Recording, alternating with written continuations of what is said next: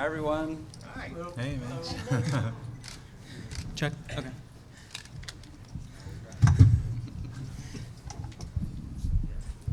Okay. I'm the MC for this one. I'm also on the panel. So, welcome to the last talk in this room of this current Hope Conference. If you have time and energy, stick around after the closing ceremony and help us tear shit down, and you'll get free T-shirts.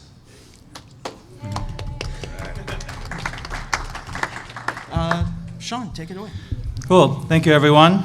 This is a great time to be alive and in business. How many people here run their own business? Oh, good number of people. Excellent. You Tonight, fools. Tonight we'll go over the theoretical and logistical aspects of hacking through business. So first, I'll introduce our panel. I'll ask questions about theory for the first half. Then we'll switch over to logistics with Charles. Then the panelists will ask each other a question, and then we'll have Q&A from the audience. We'll start with Mitch Altman. Mitch is the CEO of Cornfield Electronics. He invents devices that give people opportunities for effective choices in their lives, including the famous TV Be Gone. Mitch is a respected leader in the hackerspace and maker movement, and co-founded the San Francisco hackerspace Noisebridge, one of the first US-based hackerspaces. Mitch teaches electronics workshops around the world and is an inspiration to us all. Ben Dubin-Thaler is the creator of the BioBus, a mobile biology research lab, and recently with his team, Ben has created the BioBase in Manhattan, a community lab empowering scientific engagement for everyone. Over 165,000 students from 500 schools have boarded the BioBus, exhibiting dramatic positive changes in attitudes towards science and science careers. Ben has received numerous awards for excellence in research and teaching. I'm Sean Auriti. I'm a serial entrepreneur. I got the idea for this talk while visiting with Mitch. Then I heard that Charles had a similar idea for a talk, so we got together to share these brilliant panelists and ask our questions. Charles Beckwith. Charles is a freelance executive and consultant focusing on fashion, media, and technology. He is a producer and co-host of the fashion industry's favorite show, American Fashion Podcast. Limor is founder and engineer of Adafruit Industries. Limor started Adafruit in 2005 with the goal to create the best place online for learning electronics. Since then, Adafruit has grown to over 100 employees and operates in the heart of New York City with a 50,000-plus square foot factory. Limor was the first female engineer on the cover of Wired magazine and was awarded Entrepreneurs Magazine Entrepreneur of the Year. Philip Torrone is partner at Adafruit. He manages the day-to-day challenges of running a factory in New York City. He was previously senior editor at Make Magazine, producing the Make blog, creating the Make video series, and working on the MakerShed online store and Maker Faire. He was also senior editor at Popular Science, how-to editor at Engadget, and founder of Hackaday.com. All right, we'll move into questions. I watched a TED Talk recently, and the best businesses answer one question clearly to their customer, and that is why. So tell us, what is the why of Cornfield Electronics? What is the why of BioBus? And what is the why of Adafruit Industries? Mitch, start with you. Sure. We have to share mics. So when I started Cornfield Electronics, it was 2003, and I started it to put out TV Be Gone into the world. And I didn't have a clue what the hell I was doing. I am a geek. I'm really good at playing with electronics and putting things together and making them work with microcontrollers. And I've been part of so many startups in Silly Valley, and saw them all fail, and I thought, well, hell, I can do that. I can fail a company. So I might as well fail my own and not have a boss. So I started Cornfield Electronics and learned a lot really fast. TV Be Gone became literally an overnight hit from the first day of sales, and I sold 20,000 of the things in the first 3 weeks because of a Wired.com article, and I was totally taken by surprise. So cornfield electronics was really just sort of, well, I don't know, I guess I should start a company if I'm going to sell something. But then it really had to turn into a real company really fast, and I had to hire a whole bunch of employees and all these other things. So I did not answer the question why before I started it. I had to come up with really, well, what am I doing here? And I came up with the tagline, useful electronics for a better world. So Sean kind of encapsulated it earlier in his words, but I thought having products that would give people an opportunity to reflect on the choices they make in their lives and hopefully learn from those choices and make better choices. And TV Gone was one of those things. And of course, I wanted everything to be fun, because if it's not fun, why would anyone do it?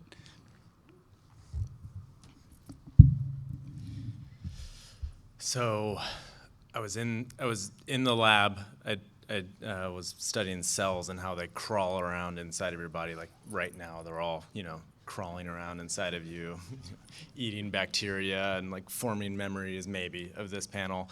And what I saw was that when kids from the neighborhood around Columbia, where I was doing my PhD, came into the lab, their jaws just dropped. And I realized that most people, especially kids living in Harlem, most people don't have any idea how cool it is to work inside of a science lab with laser microscopes and cells crawling around. So the basic mission of the BioBus is to give students, give people of all sorts that excitement, right? Get them into a research science lab. So the bus is actually a traveling research science lab with about $200,000 worth of microscopes in it, including fluorescence microscopes and scanning an electron microscope literally on a bus that parks in front of schools in the Bronx, and 150 kids will come out and get to use this microscope. So we're really inspiring, just giving students a chance to see that. The BioBase, which is the community science lab side of that, and the first one is actually on Avenue D and 8th Street. That's where those students that are on the bus, that we're literally prying them off of the microscopes to get them to go back into their school at the end of a 45-minute session. Those students, right, who need more, who in their bodies, physically are scientists ready to go down that pathway, those students enroll in long-term programs at the BioBase. So it's both about inspiring students and providing opportunities to students to explore scientific pathways. More. Okay. So when I was a kid and I was in high school, we actually had a workshop where we put together electronic kits. It was learn to solder. It was one of the shop classes. And I totally failed. I put together this kit and I failed at it. And I pretty much decided fuck electrical engineering. I want to be a computer scientist, mostly because of this kind of bad experience that I had where I was building something and it failed and I didn't even understand what I was building. So after I graduated, I decided I looked around and it still was, if you wanted to learn electronics, the kits that you were building, I just found them very uninspiring. So I thought I know, I can do better than that, and I had no idea what I was doing, like Mitch, and that's the most powerful thing you can not know how to do when you start a business, because if you knew what you were doing, you wouldn't start a business, because that's ridiculous. So I decided, okay, well, I'm just going to design some kits, and I'll put up a PayPal button, and I'll see how that goes, and that was 10 years ago. But mostly I just had this deep need to show people how cool it was to solder and build electronics and learn electrical engineering. I think it was really fascinating, but it was very hard to introduce people to that without saying, okay, you need to know, physics 1, physics 2, E&M, differential equations, fast Fourier transforms. That's how everybody else was learning EE, but I thought it's more fun to just play with it and you learn just by doing. You want to add? No, you said it perfectly. Okay, great. We're done. So what did the Zen master say to the pizza delivery man? Make me one with everything. Studies show that spending time in nature can help reduce stress and prevent illness. Since being an entrepreneur can be so demanding, what do you do to keep stress in check? Well, that's easy. I stay up late. I wake up early. I find situations to stress out over. I get on airplanes and have jet lag all the time. I teach lots and lots of people of various different degrees of skill and experience, which is really difficult. Yeah, all those things make it really easy to reduce stress.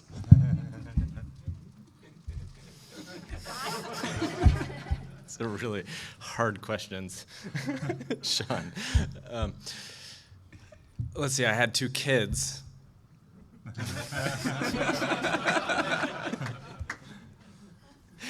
I have to say that I think the only thing that reduces stress is having a good team. Like if you have people that you work with, if you can find people that will follow you, full-heartedly or not, if they're good people, that's the only thing that keeps me from going nuts is, knowing that the person who's currently driving the bio bus is not going to run it off the road, or, the people that are teaching the kids aren't going to have a fit and scream at some kids.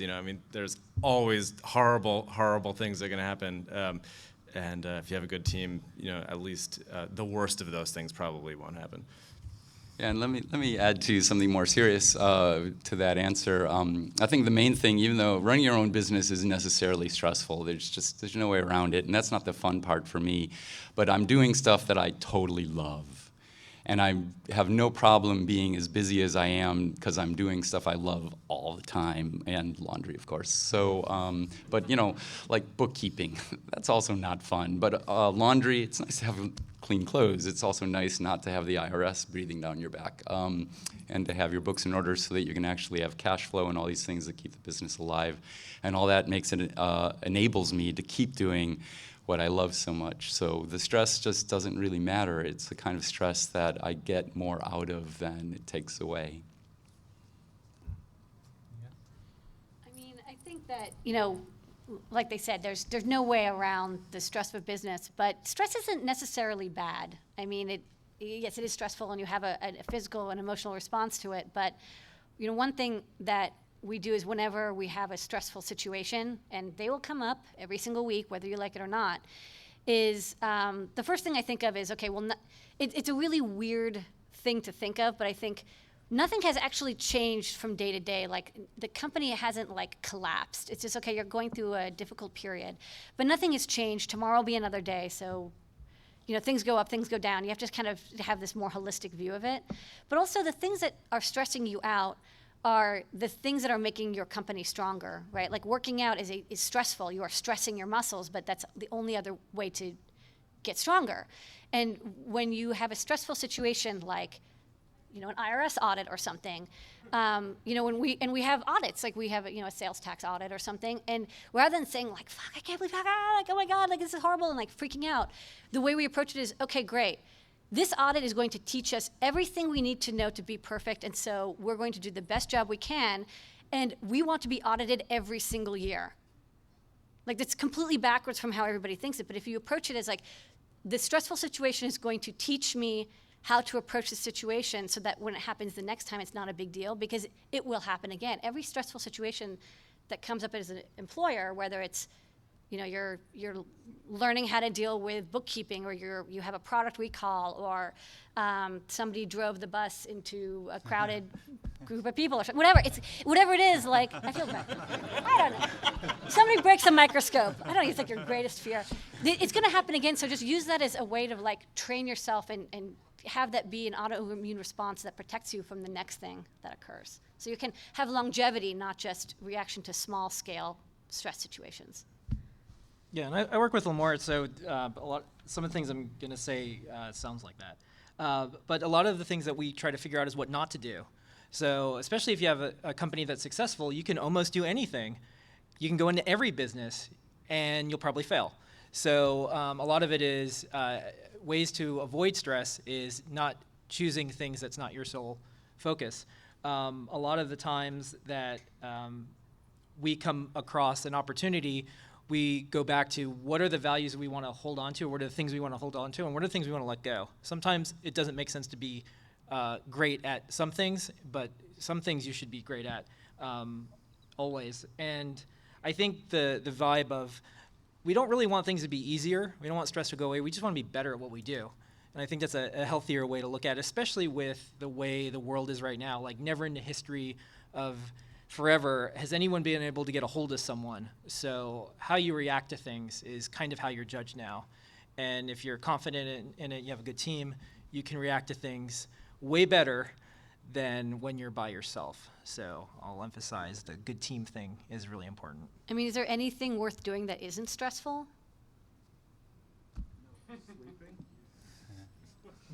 If you have insomnia. It's really good to turn stress around into your favor. I like these answers. Okay, so we'll start from the left this time. What is the biggest dream for your business? Biggest dream for the business? Yeah. Well, I would like to continue to get the stuff out of her head to everyone because it's kind of interesting and delightful.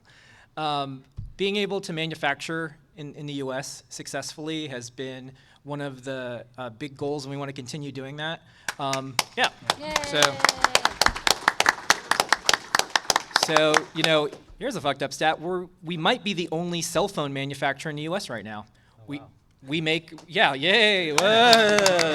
Yeah, I think that's good. So Motorola had an assembly factory, and they weren't really making cell phones, but they even stopped doing that. So we make these cute little Internet of things that are phones, and they also can make phone calls and all that. So the dream is to prove it can be done, because it doesn't even matter if it's about manufacturing or electronics, just that some weirdo gothy kids that hang out at hacker conferences can have a U.S. manufacturing company in Manhattan. It's one of the worst ideas you could ever come up with. And I feel like if we can do it, if this girl can do electronics and engineering. That was going to be our motto. Yeah. When Adafruit started was, it's so easy, even a girl can do it. Yeah. But you shot that down. Yeah. So I kind of feel like as a society sometimes we are what we celebrate. And if we can show that this is possible and we're not giving up, then that's kind of the dream. So not giving up. Awesome. My dream is I met this like a wonderful young lady who's was 10 or years old, and she was like a huge fan. She's like, I'm learning Python and I'm learning Scratch, and I'm like, my dream is that you grow up and you put me out of business. That'd Yeah. be so cool. That was just on the exhibit floor in front of the Hackaday booth. Yeah, we're like, please put us out of business. Yeah, like my dream is to create a huge group of competitors that like do open source hardware and manufacture in New York or in America and make the next TV be gone or make the next BioBus. Like that's what I want. Awesome. You, Ben? The dream that we have right now is to take some of the highest needs communities in New York City. Right now we're focusing on the Lower East Side and Harlem and the South Bronx, and just create a generation of students and their parents and their brothers and sisters and grandparents that embrace technology, embrace science, see it as something that's a positive force in their lives and something that they can actually influence, and for those people to start coming to conferences like this in larger numbers and start just engaging in the scientific community more broadly. And I think that through over the course of time, over 10 years, our approach is to really have every single student in the public schools in Harlem and the public schools in Lower East Side come through our programs. We have about 35,000 students a year.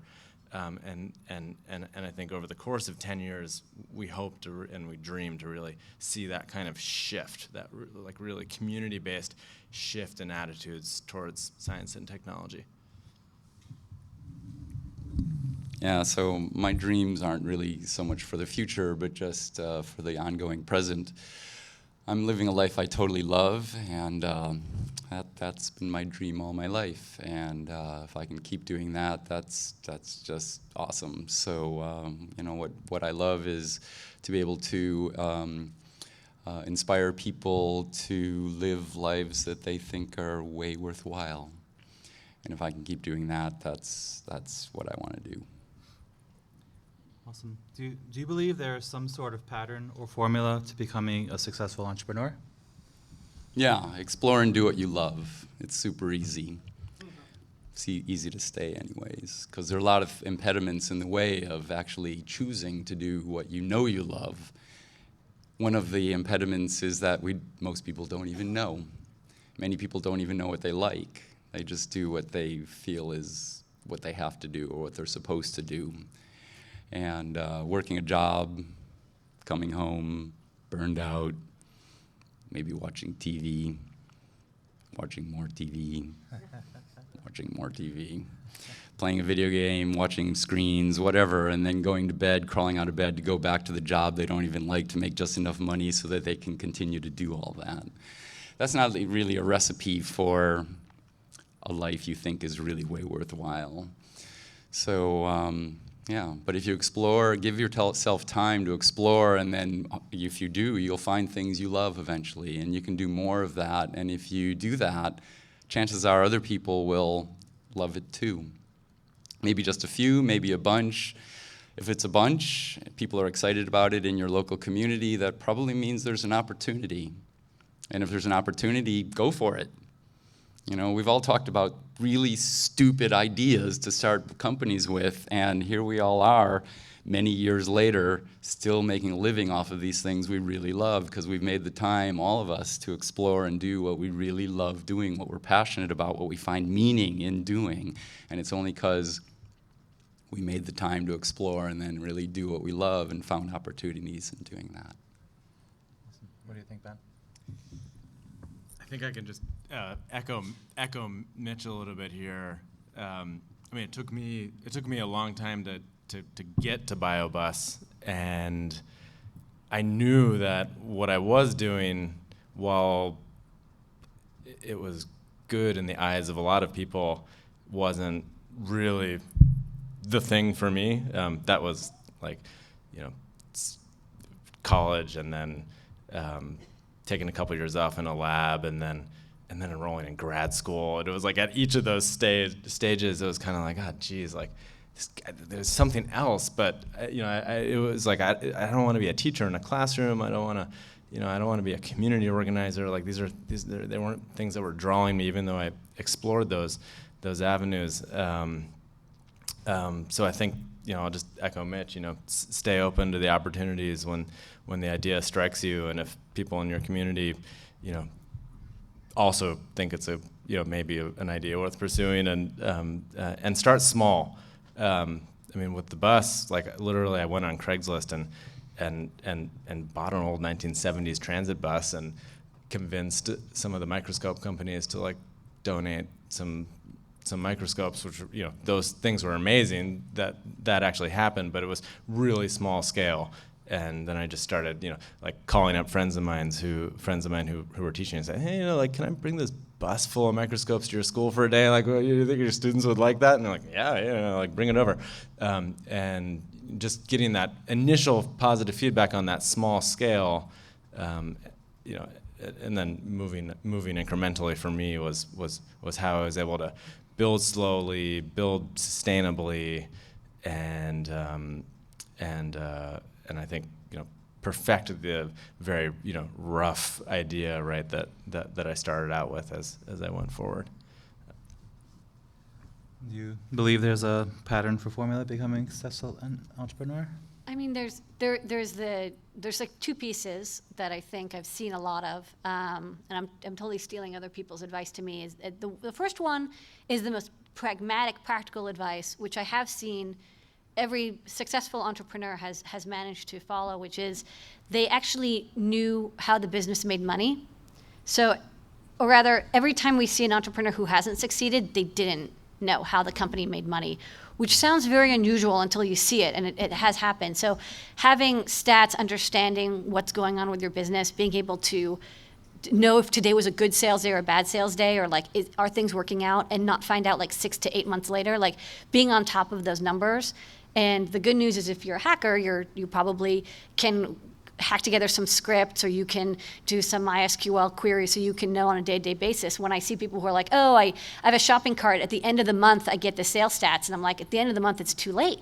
You know, you have to know immediately. So pragmatically, that's important, I think, like to be able to know immediately how your business is doing and keep a tab on that, especially as it's small, because it's such a delicate egg. And then as a more philosophical,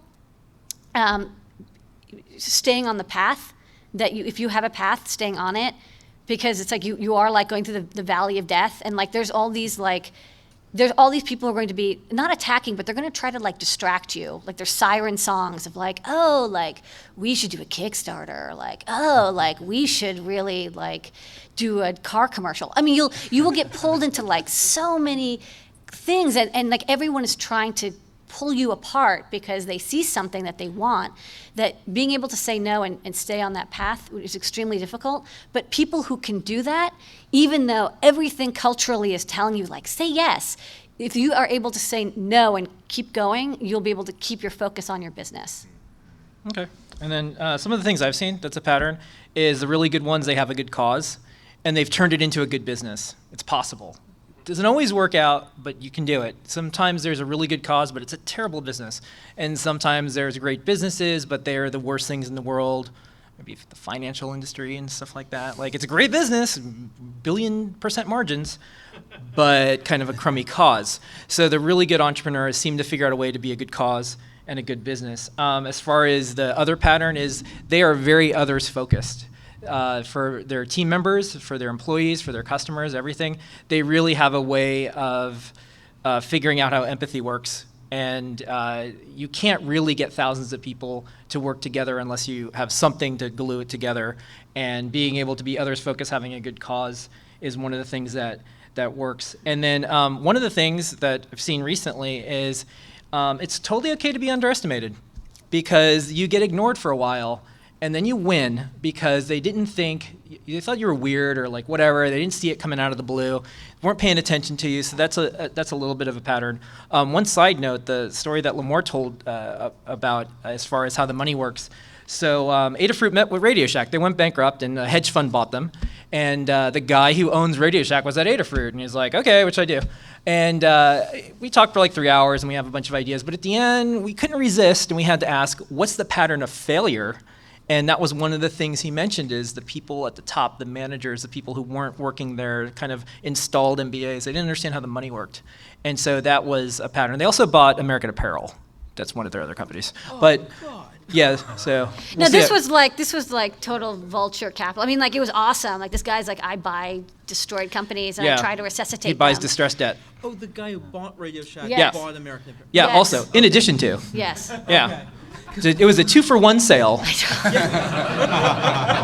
You buy I just kinda you buy a bunch imagine- of socks and you get Radio Shack. We just imagine it's this guy who's like in an ambulance and he's like, don't die yet, just Yeah. make it to the hospital. Like he's just trying to keep this corpse alive. So that's what he does for a living. It was kind of neat. But he's very insightful because all he deals with are companies that dissolve. So Yeah, it's he's like an undertaker. We're like, you see death all the time. What does death look like? We don't. why do they die? We Like, don't. what's We the- want to keep death away.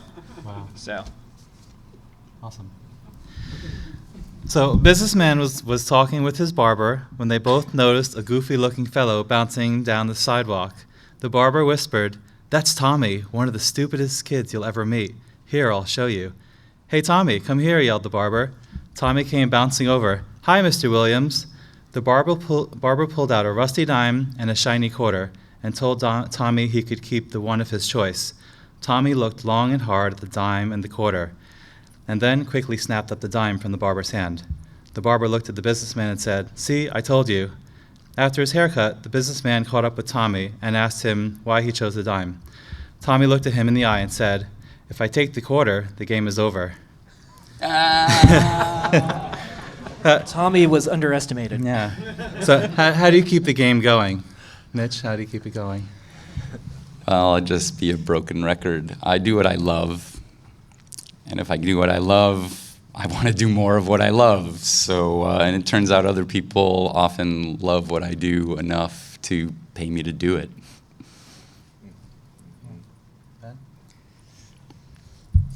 I mean, maybe I'll just take like the the more pragmatic. I mean, of course, Mitch is right. And on the flip side, for us as a nonprofit, we've got to keep foundations and donors like giving us money so that we can bring the programs to kids in this city that never have these opportunities. So we have to a lot of times think about, okay, how are we going to present this in a way so that they see the strengths, right, in the most obvious way, and we really need to, like, oh, the bus is at this school, we got to send it, we got to take some photographs, right, oh, like this student is about to leave and they might not come back, but they had this amazing experience with us. We've got to interview that student so we can, make sure we've got the testimonials that we need. I mean, it's the kind of thing that's easy to like just forget to do, and you look at that kid and you're like, wow, that kid is amazing. But you've got to remember that you've also got to communicate to other people that that kid is amazing so that they'll support you working with more kids like that. Marketing. I can't wait till the next question is like blue. Like, I mean, they're getting like Zen Cohen like questions. One of the things that we do to keep, I guess some people say so whenever we go to conferences, they're always like, what's the secret of innovation, right? Because there's like a secret. But one of the things that we do that I really like, and this is like totally Phil's idea, was, because I just want to like sit in a dark room and like hack all day. I don't, talking to people and stuff. But he's like, okay, let's do a weekly show and tell. And so we have a weekly video series that we do. It's every Wednesday, 7:30 p.m. You want to know what I'm doing every Wednesday, 7:30 p.m.? I'm doing this live Google Hangout. And basically we invite anybody in the world to show up for half an hour, and they show off what they're working on. And it's really great because we get people from the community. We say, you don't have to be a customer of ours. You don't even have to do electronics. And those are my favorite, the people who have I've never purchased anything from you, but I have this like soft robotics thing I'm working on, or this costume that I'm doing, or this 3D printer I'm building. And they show up and they show off what they're doing. And it's a really cool way to see what's happening in the community. What are people building? What are they passionate about? What are they interested in? And it's really inspiring because you as an entrepreneur, as a business owner, you're running the business. Like you have this enclosure that you're in. You're in this dollhouse of your company that you're doing, and it's very hard to get outside of that and see what's going on in the world around you. And so this is a way of us seeing what's in the community. And it's also an awesome recruitment tool because we hired some of our best people by meeting them through the show and tell. Like people who are doing cool stuff, and we're like, oh my God, what you're doing is so cool. Can we hire you and like have you do cool stuff with us? Because we want to keep this going. So, finding people, meeting people is one of the most challenging things that you'll have as a company owner. But if you can go out there and welcome these people into your home by having a video show or having social media, and like not Snapchat where it's hidden, but like more like a Facebook page or these hangouts where there's interaction, where there's a forum where people can share what they're doing and how they're inspired by what you're coming out of as a business. You're going to get so many ideas, and you're going to meet amazing people. Okay, well, keep it going, of course. Don't run out of money, number one. But keep it going usually means hiring really smart people and getting out of their way. It's a little hard because you have to fire yourself. If you get a bunch of interesting, eclectic, diverse people, they're going to bring a lot to the table. They're going to have a lot of interesting things. They might even take you in a direction that you're not sure of, but you got to trust them if you want to get trust. And that's the fire yourself one that's hard. And that's the only thing that I've seen successfully happen of people who continue to keep it going, where they're removing themselves out of the bottleneck position. Like if a whole company is just built on one person, it eventually will fail. So keep it going by getting yourself out of the crosshairs eventually. What has been the most satisfying moment in business? First of all, what do you think? It happened right before we got here. There's this little girl wants to be an engineer. One down, a million to go. So there we go. I mean, like that's the macro of it. When a little girl says like, "Oh, is there any like boy engineers?" Because they've only seen Limor. Like we're kind of, yeah. Parents email us and they're like, "Yeah, our kid watches the show and they think engineers are just like pink hair and lip rings." Yeah. So like that's be the change you want to see in the world. I would say like that's kind of, it feels good. It's a challenge. I mean, yeah, it is waking up, staring at the void, and chewing on glass. And so the little things that happen though are so wonderful every time. It's like, I remember 2 Halloweens ago, we had so many parents that emailed us and said, my daughter made an Elsa dress and she has like blue LEDs in it. And she's suddenly really excited about programming and building because it isn't just, robots, or you have to build missiles or whatever. She understands that electronics is a creative art form. So it's like, you have to take those like little jewels and keep them and use them as fuel and inspiration, because it is a challenge every day. Every day there's things that are going to come up that you have this vision for what you want to achieve, but getting there is going to be so rocky that every little time you have a positive experience, you kind of have to like hold on to that and repeat that to yourself and say, okay, it's worth it because, I met this girl who, she's so proud that she has a Girl Scout badge with Python on it because she learned Python this week. Awesome. What about you, Ben? I mean, there are just so many heartwarming moments on the biobus. Some physically, like they're actually warming hearts. Yeah, like Heart warmer. One of the first high schools that we spent a week at with the bus, there were a pair of students. They were juniors, Princess and Takara. This is in Frederick Douglass Academy 3 in the South Bronx, and they're looking at a sample of pond water that they had scooped up from right outside of their school and brought onto the bus, and they're looking at it on a pretty high-power compound microscope. And this is the same kind of microscope that I was using during my PhD to study, those cells inside of you that are crawling around. And they managed to find a pair of bacteria, and they're sort of like a circle and another circle, and they're connected at the middle. And they said, well, what's that? Why are there two of them connected to each other? And I told them to just take a video, start the video, and follow them. And they followed this bacteria, and they were jiggling around, and they moved, and so they had to adjust the stage and keep the focus really steady. This is really very hard work to do, and they did an incredible job. And finally, this bacterium finished mitosis and divided, and there's then two bacterium. And I mean, they freaked out. And they grabbed that video and for themselves and actually did a voiceover of it, of what the bacteria was thinking as it was in the process of turning into two bacteria. One of those girls ended up going to college and studying biology as partly, at least, as a result of that experience. I mean, that's the reason why we do what we do, and those are one of the experiences that just keeps me and the entire team going. Yeah. It's really similar for me too. I started Cornfield Electronics to put out TV Gone into the world. That got me invited to my first hacker conference, which happened to be the Sixth Hope, which changed my life forever for the better, and it's been no turning back.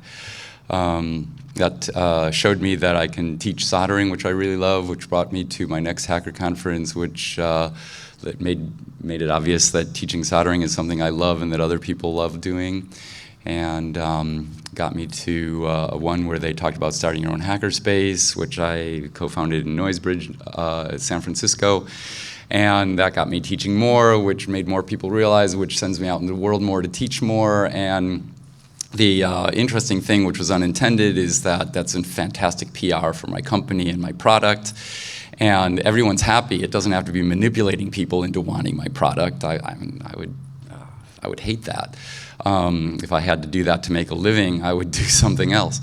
But teaching, I've always loved teaching, and being an inspirational source for others is just feels amazing. I don't know why more people don't share and do that more, and helping others is just, it's just great.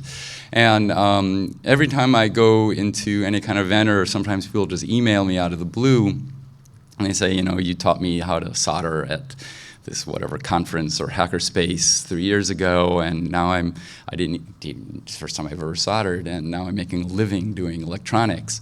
And that's happened more times than I can count, and boys and girls, it doesn't matter, it's just, and transsexuals even, it doesn't matter. Gender does not matter, age doesn't matter, skill level at the beginning doesn't matter. Just people can be inspired, find something they love, and cruise off, and then it changes their life, and they can make a living doing what they love, and that just makes me feel great, and reminds me why I do what I do. Awesome. A shopkeeper was dismayed when a brand new business, much like his own, opened up next door and erected a huge sign which read, "Best quality." He was horrified when another competitor opened up next door on his right and announces its arrival with an even larger sign reading lowest prices. The shopkeeper panicked until he got an idea. He put the biggest sign of them all over his own shop. It read, "Main entrance." How has your hacker mindset helped you in your business? Mitch. Well, hacking is a way of looking at things, a way of life, and all of us in this room can relate to it. There's a lot of things in our culture which tell us that you're supposed to do these things. You're supposed to do what you're supposed to do, and you're not supposed to do these other things. And all of us have done things we're not supposed to do and found advantages in doing that. Using things that were intended for one thing but using it for another. Trying things just for trying them just to see what would happen, and it's often unexpected, and sometimes those are really cool and you can learn a lot from that. And it's just a way of life of just continually exploring and trying things and seeing what happens. If you don't do that and you just always do what you're supposed to do, that's really a life of not taking any risks. And that we already know where that leads. So, but if you do things that you're not supposed to do, whatever that might be, just because it's cool, the unexpected results can give you so many ideas, and that's like where real innovation happens and not just the buzzword that starts with I. And yeah, and again, we all started businesses with ideas that are really stupid. If you were an MBA that you did the normal thing, you're supposed to start a business as an entrepreneur. You get an MBA, hopefully from Stanford, the best. No one who has an MBA from Stanford would start a company doing open source hardware. No one with an MBA from Stanford would start a business with a remote control that turns TVs off in public places, or start a nonprofit. Where's the money in that? Microscopes, cells dividing, who the fuck cares? This is not what MBAs do, but people who see the world in their own way go their own direction. They find opportunities in places others don't, and people relate, they resonate, and they support us. All right, so when I first bought the bus, it was actually in Sioux Falls, South Dakota. Drove a day and a half before it broke. Right, didn't even make it out of South Dakota. We were in Rapid City, like the west end of South Dakota. Turns out that it was the transmission control line, and I didn't know anything about buses. I mean, I used my parents' car when I was in high school, and then I moved to New York City and didn't drive or have any automotive experience. Fortunately, I had electronics lab in school, and so managed to trace out the wire, solder. Oh, okay, it's not that good. So what I ended up doing is jumping from the main battery terminal to the neutral solenoid on the transmission, just bypassing the entire circuit so that I could actually hit a switch. Well, when I say what I mean is my wife, who was actually just my girlfriend at the time, whenever we wanted to put the bus into drive, she would run to the back, open up the transmission hatch, flip the switch that we had soldered together to bypass all the electronics, the gear shifter electronics, and just put the bus into drive. Then she would close the hatch, run back up to the front, and then we would actually go. So that's the stupid example of how hacking helped. And it works. And it works. And she married me. I think the other maybe illustrative example to give is at the very beginning, and related to what Mitch was saying. In the very beginning, the exhibit hall here at Hope, compare that to the New York Auto Show, right? I was really worried that. So the Natural History Museum, that's the New York Auto Show, and the BioBus then was at best the exhibit hall here at Hope, right? In terms of polish and marketing and flashy lights and all that stuff, right? So it was very bare bones.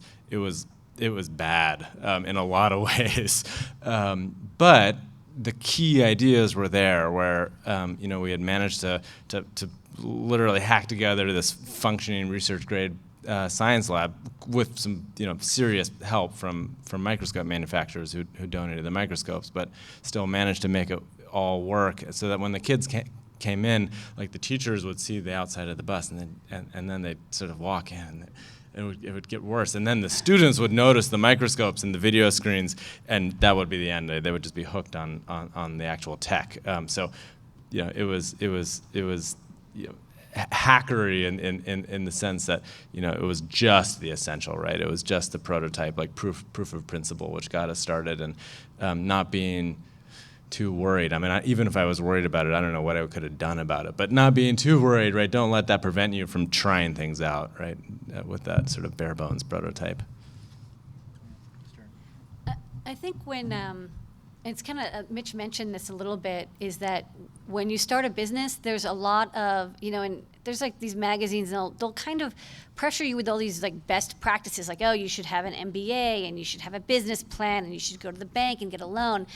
And all these rule sets that are being pushed to you through like media and how business is supposed to work, when you're a hacker, you realize like those are best practices, but they're optional. You can go around them. There are some legal obligations. You pay your taxes and you have to pay your payroll, and there's a couple other legal obligations you have as a business owner.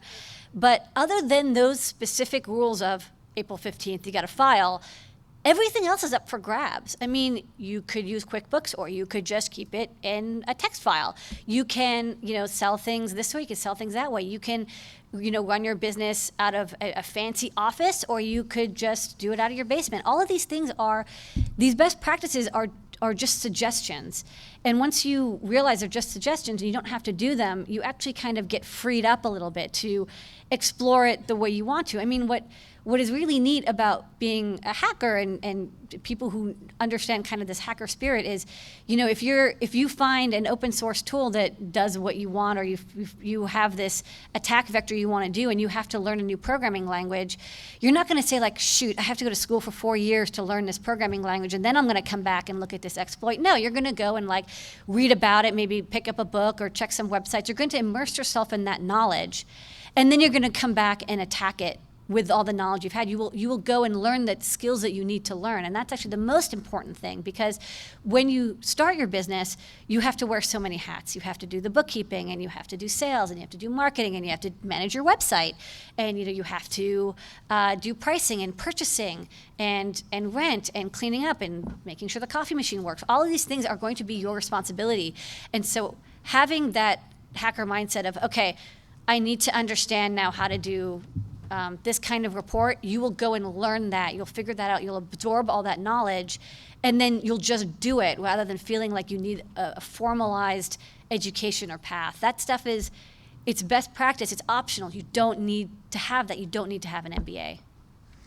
Okay, I'm going to recap. So this sign thing that's going on, everyone's making signs. So I would get into selling all the sign people components and like blinking LEDs and stuff, because that whole block is buying a bunch of signs. That's be the first thing that I would do. So they can keep making, division. They can make all the signs they want. But on a serious note, if that is going to be the vibe, someone opens up shop next to you and puts up a sign that says what they do, great. I would show people how to do it, and then I would completely eliminate their one-word marketing phrase, and then I would sell components on how to do it. I would surround it with good information, and if you put out really good information, that's a form of advertising. So they can continue to build up a market. They could advertise all they want, but in the end, if you do a better job, everyone's going to go to you. And if you look at what we do, which is DIY electronics, there's a lot of people doing it, but when you search and search and search and you really want something to work, you probably end up at Adafruit. And that's how we got around the whole someone's making another sign. And we do sell LED strips that make beautiful signs. Yeah, lovely signs. Awesome. I have a bunch more questions, but I do want to shift into logistics, and maybe if we can do like rapid fire for 5 minutes. I have just like a few more questions that I would love for you guys to answer. So, if you received a grant for $1 million with no requirements, how would you invest it in your business? I would actually not invest in my business. I would help lots of hackerspaces all over the world get started. Awesome. Oddly enough, my answer was going to be give it to Mitch to see what he wanted to do with it. I'm not kidding, because we don't need $1 million. We'd say, Mitch, do you want $1 million? I would complete the fundraising campaign that we're working on right now to build our next bus. So we could stop fundraising for a while and actually build the next bus. Awesome. I don't know. I mean, like, other than give it to Mitch, I mean, I think that that's like the most entertaining. I mean, I think it would be really cool to, if we had a grant, we would figure out a way to use that to get all the electronics to people who need it. There's a lot of organizations out there that do need the money, or maybe divide up the grant money and give it to other groups. I mean, we have met so many lovely nonprofits and organizations that are doing good work on the ground that I would probably split it up and say, like, hey, all of y'all, you do what you do best. You know how to reach the people better than we do. In Mr. Robot, the big financially successful company is blatantly named Evil Corp. How do you feel your ethics are challenged as a business person? Yeah, I can start. We're tested every single day. How do you treat your employees? How do you treat your customers? If you're an open source company, you're ever going to go back on that. If you put out your values, that is where you're tested. And one of the things, and this is just a piece of advice, if you're starting a company, be really clear what your ethics and values are. That can make it harder for marketers to fuck it up later, because they'll have to try really hard to break all the public things you said you weren't going to do. Everyone always refers to Google's "don't be evil," and now they don't say it as much. Maybe be more specific the next time you start a giant company or something. That way, it can keep going forward, and the test is easier to pass for the people that are running the company. I'm like the only person who hasn't watched Mr. Robot. But You're not the only one. Okay, sorry. I think that one thing I've learned, I've spoken to a bunch of people about the culture of a company, because I think, and this is actually, the more I think about it, the more it becomes clearly true, is the culture and the values of the company do come from the top. The company that your leader, your founder, your CEO, whoever is the person at the top of the company, the owner, that is the values that everybody else has. And so if you want to, Evil Corp isn't Evil Corp because some committee got together and was like, hey, like, we used to be Good Corp and now we're Evil Corp. Evil Corp is Evil Corp because the person who is running Evil Corp, that's their value.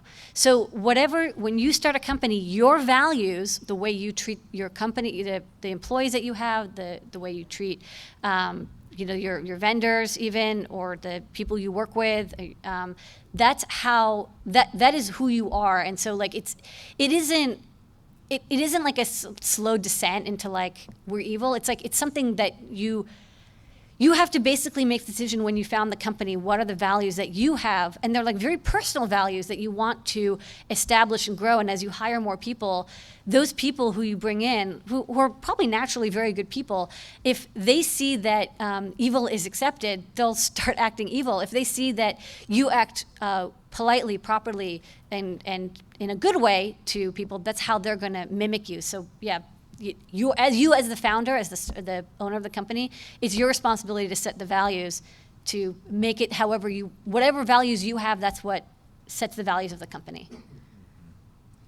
Yeah, I mean, I second all that. Running a nonprofit, there's not the profit motive as much to have to worry about. I think for me, it's like trying to expand and trying to do things like aggressively without being a jerk.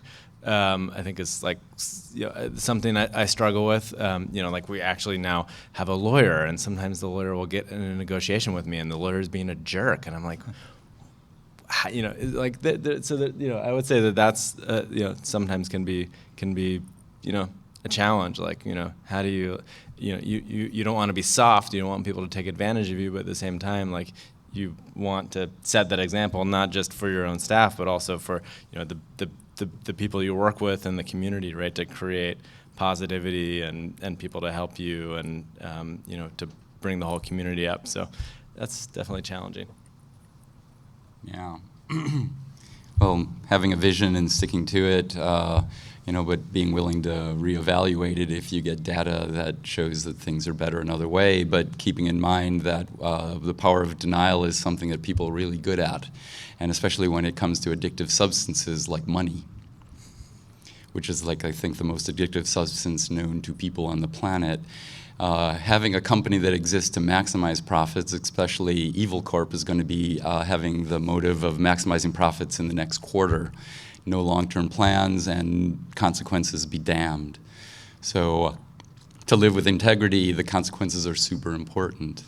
To do stuff to the best of your ability towards consequences that you think are positive for you and those around you. And not maximizing profit. Phil said before, making enough money so that you don't go out of business is important, but if you have enough, you don't have to grow. The normal thing is you must grow. You don't have to fucking grow.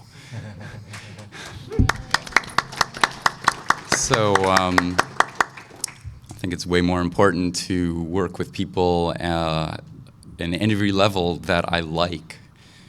The world is full of so many way cool people, and I'll never be able to meet all of them.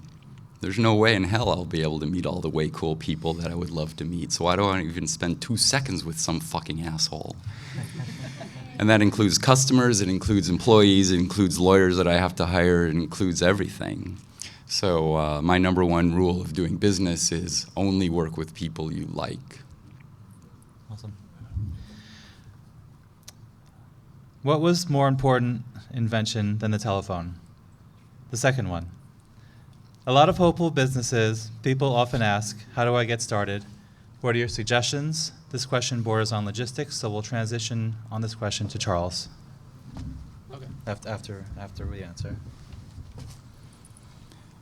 The most important invention. How to get started? How do I get started? How do I get started? Yeah. I have to be a broken record again. Explore and do what you love, and find something you're passionate about, something you find meaning in doing. If that's something that's really that much for you, chances are that it'll be for other people, and if it's enough people, you find an opportunity, and it's something that can change your life and the people around you in a positive way, and people will pay you to do it. It's pretty simple. Yeah, and take that. And for me, the key was starting simple. I think, as I said before, just try it. Even if it's not the exact thing that you want to try, try some version of it, even if it's a simple version of it. To give you some idea of is this really the thing, and give you some momentum. I think the way I started Adafruit was completely by accident. I was just posting up these projects that I really liked doing. I was like, oh, I'm building this circuit, and here's this kit, and I'm really into it. And I was really excited, and I posted on my blog almost every other day about what I was doing, learning electronics and making circuit boards. And even 10 years ago, people would just start commenting and saying take my money, or whatever the meme was at the time. And I think it's actually a really good way to start. You should do what you personally find really interesting. And like Phil said, information is marketing. I mean, whether or not it means to be. If you are talking to people and doing presentations and going to events and sharing what you love, because one of the things that I really drives me a little crazy is people who are like, well, I have this great business idea, but I can't tell you what it is. Is it going to be successful? And I'm like, oh, I don't fucking know. It's like this fear of oh, well, I can't tell anybody because what if somebody takes my stupid idea, or or my brilliant idea, and that'll ruin it. But that's not actually how it works. The more you share your idea, the more, that's marketing. You have to share it to tell people about what it is. And then you'll get feedback if people really like it. And I see people who start successful kit businesses in this industry. It's because they built something that they really loved, and it blew up, and everyone is just like, please sell this to me. Please. They'll beg you to go into business, and that's kind of how you can get started in anything that you do. If you're an excellent chef, eventually people will say please, please, please open a restaurant. If you're a great artist, people will eventually ask you to sell them your work. People are very good at throwing money at whatever they like, and they'll usually tell you. Okay, well, how to get started. there's never been a better time. There is so much information out there. It's not like it used to be where it was so difficult. If you're in the US, it's easy to start a business. You don't have to go to the library anymore. Like, you could do almost everything online. There's probably too many businesses that start, but that's great.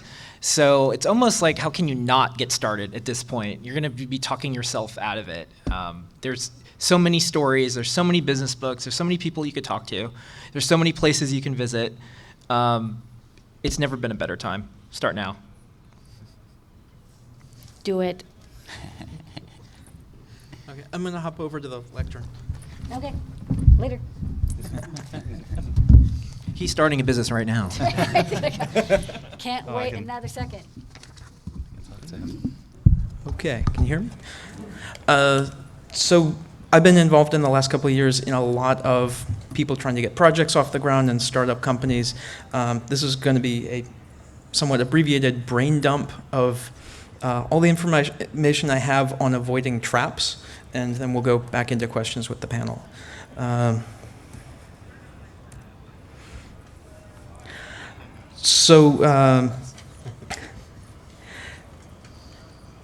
Running a business can be elegant and fulfilling if you're prepared for the unexpected.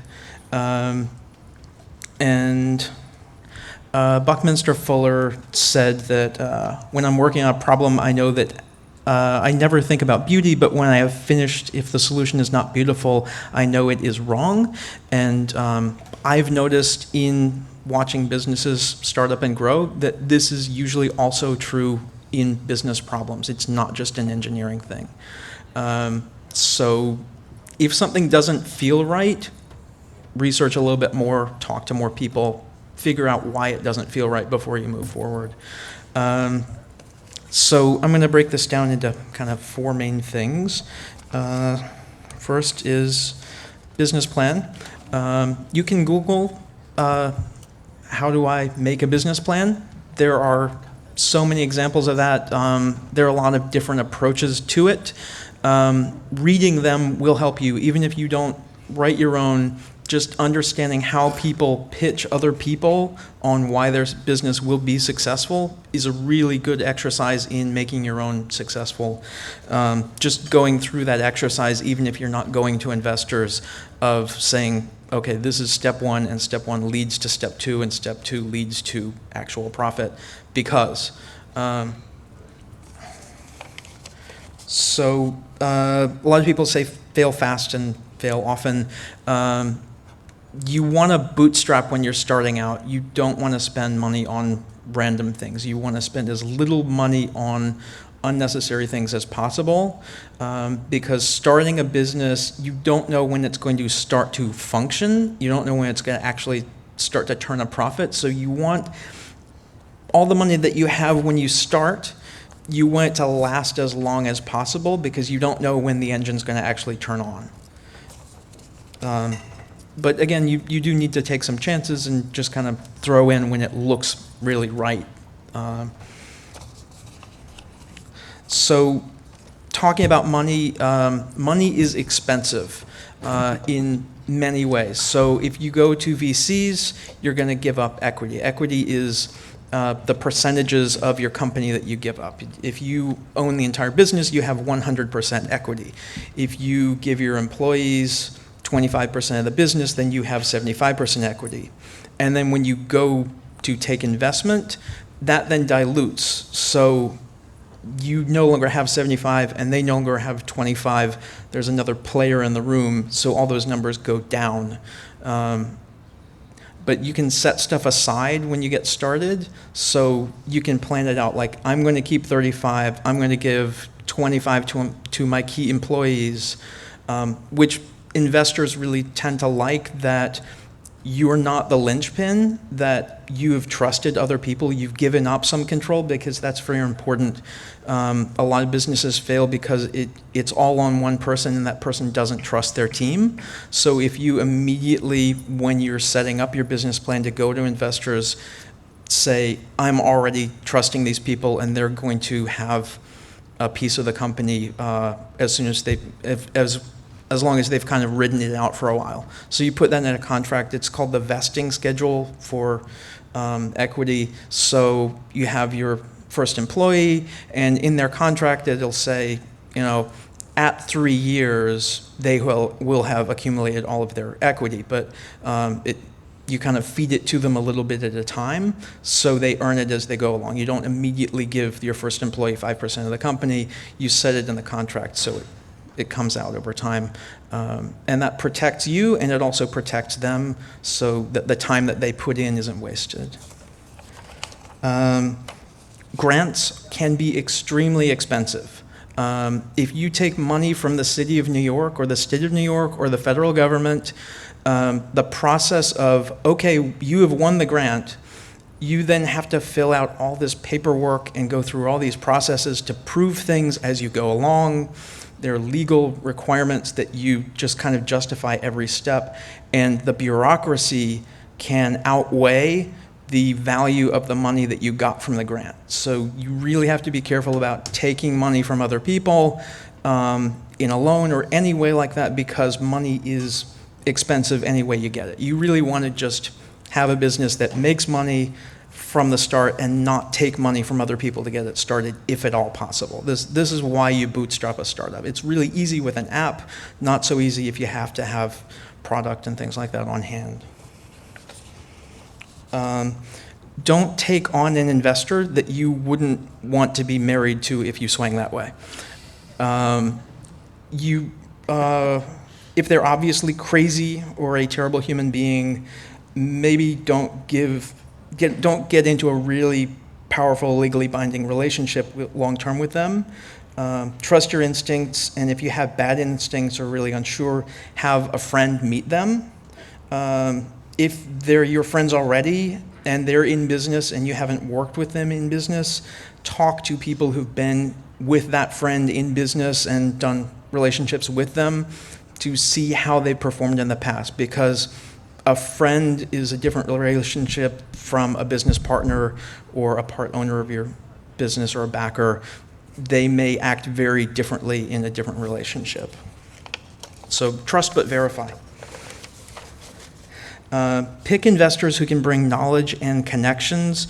The biggest advantage of having a good investor is possibly less the money they bring and more the network and domain expertise they bring. You might give equity to someone who isn't sure they're about investing money in your business, but they might make phone calls for you that open huge doors. That usually requires compensation. So you can set up a contract with someone that, say, if they help you bring in an investment that will take 30% of your company, when they secure that for you, they get 7% of the company. And so they don't have to invest the money. They just have to trust you enough to make the phone call that says, I want you to meet with this person who has a great idea. And that's actually how a lot of businesses get started, with really rolling along. But really you want to start by proving yourself a little bit in terms of the business functions before you go to any kind of investors. You want to get some test information out there. You want to have data when you go to investors, because real investors will want to know, they want to see your work. And it's getting harder and harder to get things like apps funded because the investors have been burned so many times. The seed investors and the VCs, they've had so many failures that they're really wary of stuff, so you have to kind of prove your business case. So you can't just, I have a great idea, I'll go to a venture capitalist and get money for it. Really not working in this business environment right now. So predictability, that's basically what that's about. So you want to set up a kill zone. The need for stability is the main reason businesses freak out about tax code and employment law and environmental law changes. Businesses need bedrock anchor points to unchanging conditions in order to function. A bank sets up their plan for how to function for the next 20 years, and if no laws change and the economy doesn't collapse, they know how much money they're going to make. And really you want to have plans like that, and you put in the variables, okay, if this happens, then we do this in this other direction, and we still keep that kill zone of the customer comes into the spot, and we take their money, and they continue on, and then they come back in their circle, and we take it again. You want to set up systems like that, so the money coming in is very predictable, and things that take money away are also very predictable, and you know how to avoid them. So that's the biggest advice I can get, is make everything you're doing as predictable as possible. Get as much information as you can before you take leaps. Know what is happening next, and really a lot of help you can get from hiring employees with knowledge in other areas will help you with this. So if you're just an engineer and you don't have a lot of business experience, probably your first hire shouldn't be another engineer. It should be someone who has run a business. So teamwork is really big. Finding a business co-founder, you would go to like co-working spaces, startup events like Startup Weekend. You can go to business schools and ask professors for recent graduates who haven't found a job yet. Same thing at law schools. Lawyers are actually good at business because they know what doesn't work, because that's basically what they're taught for, 5 years? Is it 3 or 5? I can't remember. I am not a lawyer. Mix it up with your team composition. Make sure you have people who respectfully disagree with you. Don't worry about hiring people who are more experienced than you are. You have to hold the reins and keep going. But do have people who know more than you do. Just don't let them take off and keep running. Have them explain why something needs to happen in a certain way, and until you understand it, don't go with it. Just have them help you understand. But if you're looking for employees that don't cost much money, look at senior citizens who can't find a job anymore. Look at military veterans. These guys work in a massive bureaucracy every day, and they're really, really good at things like logistical planning and moving product around the world, transportation, all that stuff. Veterans are great for that kind of thing. And if you can help them, the government actually gives you money to hire them. So there's a lot of grants that don't have so many strings attached if you hire veterans as your employees. Don't plan to pay people in equity alone unless they're independently wealthy. Most startups fail, and you don't want that on your conscience. If you have somebody work for you for a year and they were going to get a part of the company and the company fails, it feels really bad to have to shut the company down and they got nothing out of it. I mean, it feels really bad for you that you lost, but having 6 other people who didn't ever get paid, it's too much of a weight, and you'll never want to start a business again. You really want to start paying people as soon as you can. Vesting schedule, we already talked about that. So a term sheet is something that you do with investors. It outlines how the money rolls out. You definitely, when an investor gives you a term sheet, you want a lawyer to read it. You really want lawyers involved as much as possible, and there are a lot of people who advertise that they are startup lawyers, and they'll give you a package for your startup business where you get a lower rate and you don't have to pay it immediately. And if the business fails, they lose, so they want to help you. So you can have a lawyer. It doesn't cost that much money for a startup company to have a lawyer look at all the important stuff, because they want startups that will then become big clients. So stakeholders. All right, so that's a slide from Buffy, but but let's talk about Star Trek. So stakeholders, they're the people who have a stake in the success of the company. So anybody who has a percentage of the company, but you can also play it out in different ways. So in Star Trek, the Federation is the main stakeholders, and Picard's order of protection is protect the Federation, protect the ship, protect the crew, and then protect alien bacteria. So that would be the stakeholders, the legal entity, the employees, and the customers. Some people reverse the last two, and that's a prime directive question, and I'm not going to get into. But you are legally obligated to protect your investors, and they expect you to worry. Then they expect you to worry about everybody else. So, especially if you have a public company that's had an IPO, the government is very serious about you don't do things that will mess with your investors, and they can sue you very easily if you make bad decisions, which is why CEOs get paid a lot, because they have to navigate all that stuff. A pretty big rule of business is to pay yourself first.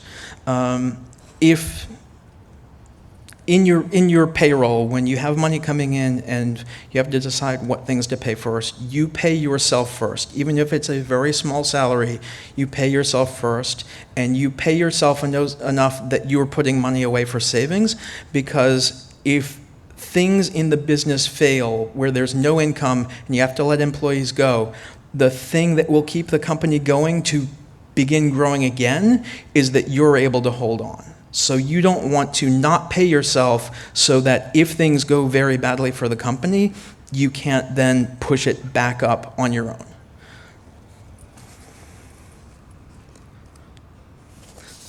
Okay, back to Star Trek.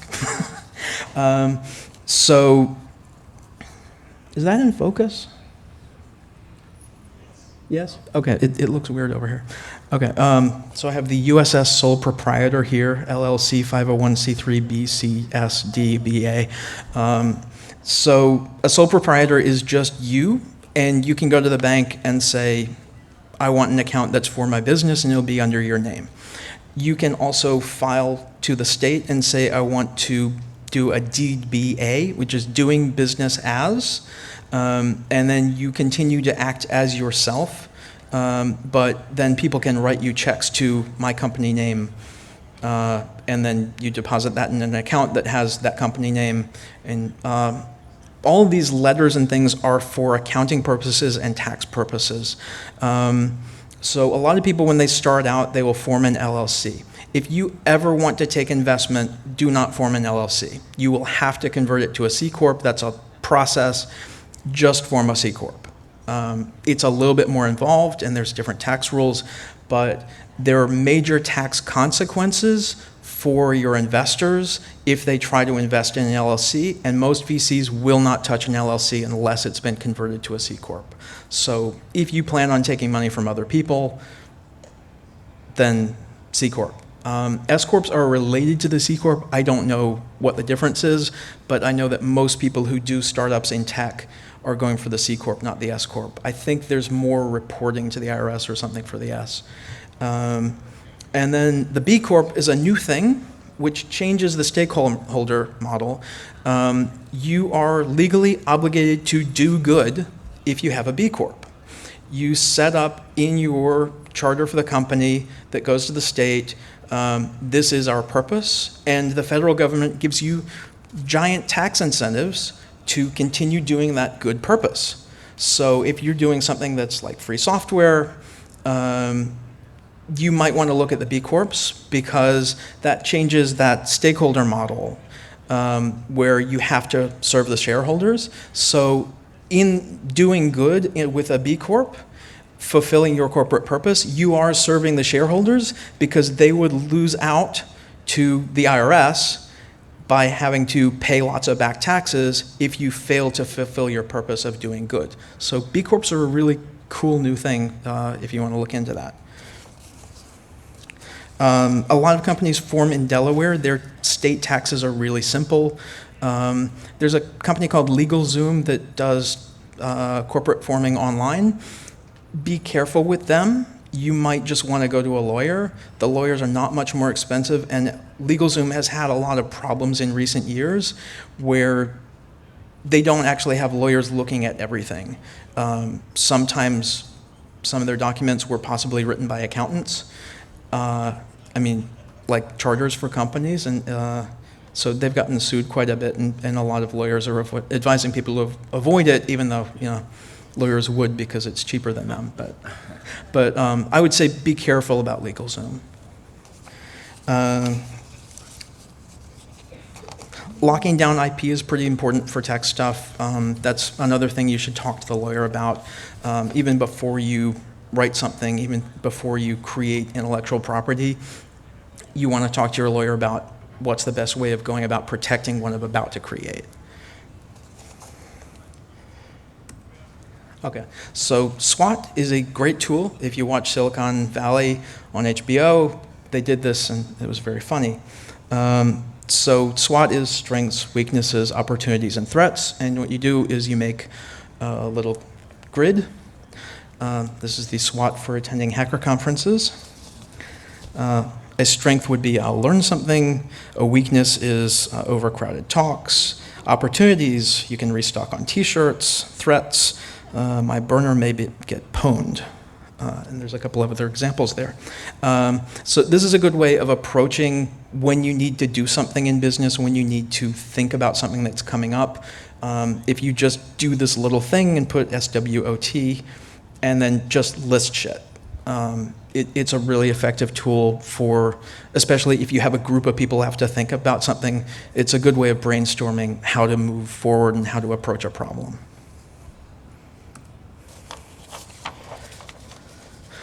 Here's some resources if you want to take a picture. There's a film, Glengarry Glen Ross. I don't think many people in this room are salespeople. I don't think many humans are salespeople. But there's really good information about sales, and as the business owner, you are the first salesperson, so that's a really good film to watch to understand how they think. And Alec Baldwin is really good in it. There's also a podcast from Nextview Ventures in Boston. They also are doing part of their shows from here in New York called Traction. I listen to it every time there's a new episode. It's stories from startup founders who have become successful and how they got traction, how they got their business rolling. It's really informative. The websites of accelerators and incubators and people who, the seed investors and VCs, they all have blogs and stuff where they put a lot of really good information out there. Also, if you work in a co-working space, you can get so much information from the other people in the other offices. Like if you go to WeWork, even if you just take a desk or get their kind of revolving thing, they also have like an internal Craigslist for WeWork. It's not branded Craigslist, it's their own thing, but people can put up stuff about, okay, we're doing this event for our business, and you'll meet all these people that do this similar thing around us. And it's really good for connecting with people. If you're in New York City, New York Tech Meetup, it's really big. It's kind of overgrown, but you can go to these pitch events. Like New York Tech Meetup has people pitching the business they're doing. And also Entrepreneurs Roundtable does the same thing, where you go and you listen to people pitching their businesses, and then there's a VC who tears them apart. He's like, I would not invest in this because of this and this, or can you tell me more about this? And they go through it. Okay, if you approach it this way, it might work better. Listening to a lot of that stuff will really help you get on track if you're thinking about taking investors to do something. Alley Watch is a newsletter that's here in New York City from the Silicon Alley kind of area. Gary's Guide, I think, is also in San Francisco. There's one in New York and one in San Francisco. That's a great resource. Every week the guy puts out this, I don't know, if you printed it, it would be like a 20-page long email, but it's all of these events that are going on. These things give you a lot of insight into where the market is, where money is, and where investors are putting money and where investors are not putting money. So that's really useful, I think, just kind of moving forward. If you aren't started yet, really look into this stuff and see where you can get help on information. That's basically the end of my brain dump, and we'll go back to the panel.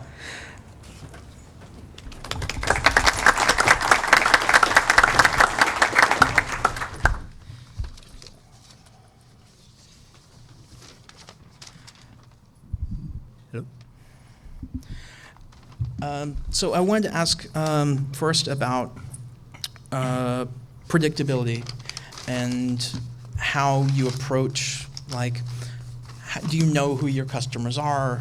Do you know who they're going to be 5 years from now? How do you know how much a single product is going to sell?